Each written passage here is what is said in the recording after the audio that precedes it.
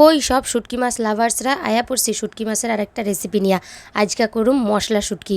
তার জন্য লাগবো কিন্তু লইট্টা শুটকি।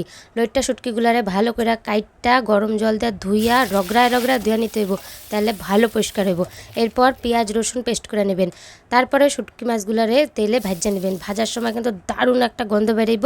সহ্য করতে পারলে করবেন, না করতে পারলে ইগনোর করবেন।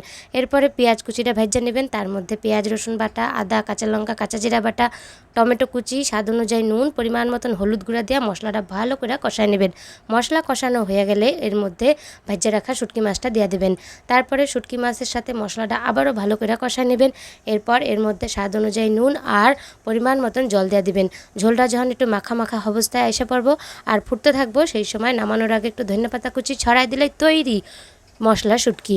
রেসিপিটা কেমন লাগলো কমেন্টে জানাবেন। গরম গরম ভাতের সাথে কিন্তু মশলা শুটকি খাইতে দারুণ লাগে, যে না খাইছে সে বুঝবো কেমনে।